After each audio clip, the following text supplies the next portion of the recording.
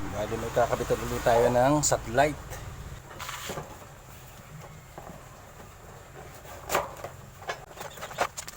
This is a manual para makasabot. Ito yung mga screw. Kompleto to. Basta tama lang yung position ng mga nuts and bolts ay hindi ito magkukulang.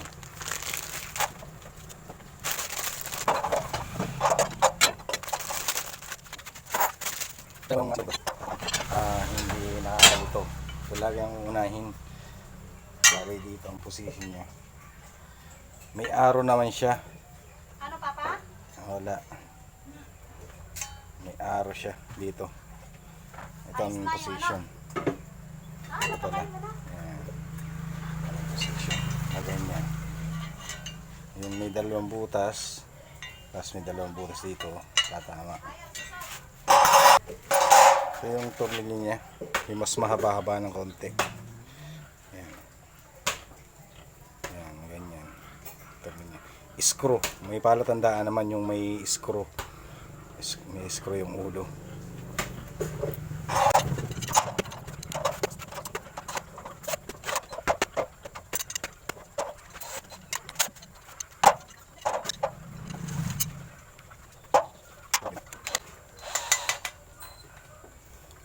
Hindi siya match dito sa kabila. Hindi yung butas dito dito sa ito kabila ay hindi match dito, kaya bubutas tayo ng panibago dito.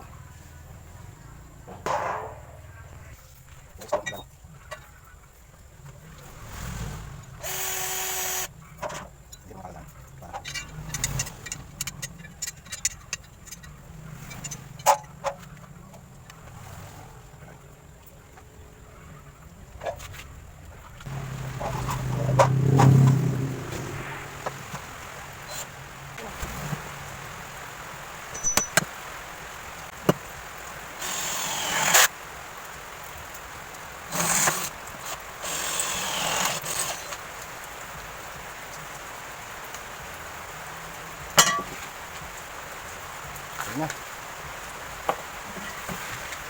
Nabutasan na po natin nabutas.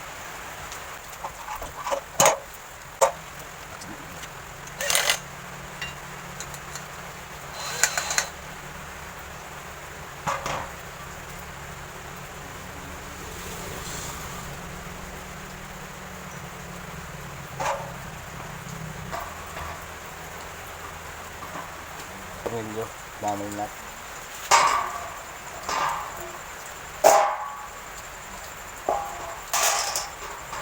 Bali hindi rin po nag-match yung butas ng pinakang bracket din sa disc, kaya gumawa ulit ako ng panibagong butas dahil siguro nag-iba-iba yung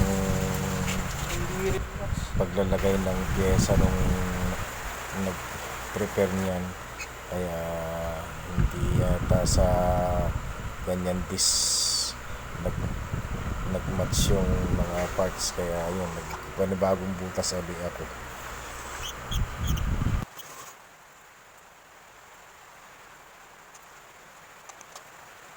Bali ayos naman yung ginawa kong butas at ilagay ko na yung tornilyong apat, kaya okay na siya. Kahit paano nagawa ko ng paraan. Hirap nung ganyan, pero mas maganda ngayon nagagawa ng paraan. Buti sa dito sa bahay inassemble bago ko dalhin doon sa kakabitan, dahil kung doon ko inassemble yun sa kakabitan ako, magtatagal kami, malamang babalik kami sa bahay dahil nga andin yung iba kong gamit.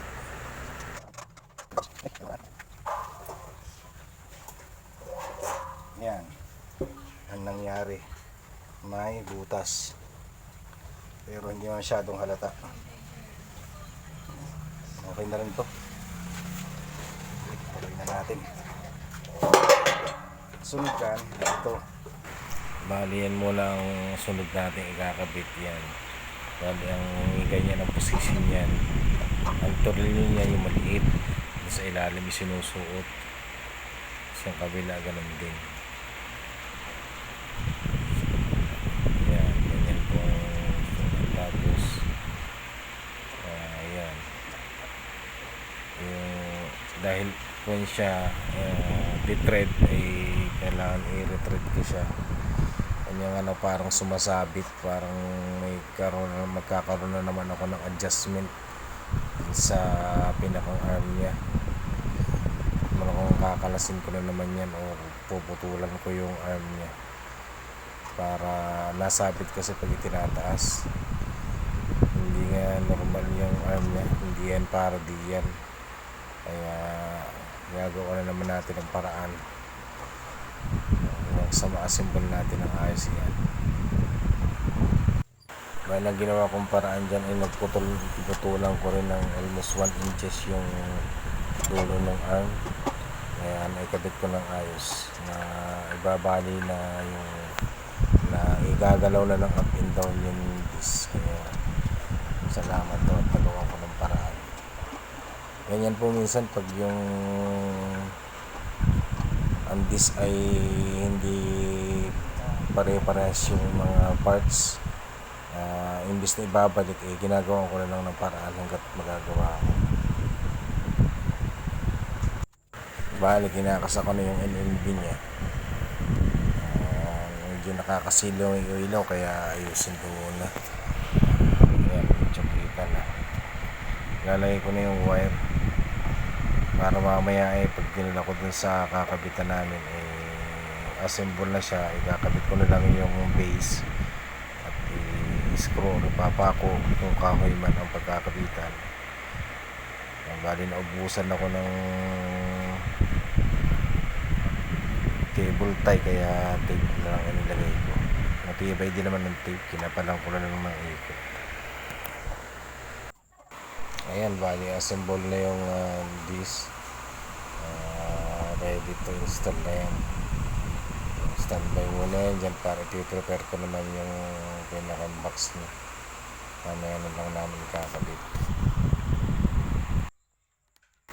Bali pipiliin ko na lang yung mga at i-ready ko na rin yung mga tornilyo na gagamitin ko mamaya para sa base. Lalagyan ko na ng mga washer at yung para hindi na ako malito mamaya pagka mag-i-install na. Yan, yung tatlong yan ang kailangan ko para sa base. Tapos dadalhin ko na rin yung mga ibang mga screw, baka kasi simento yung paglalagyan di gagamit ako ng drill.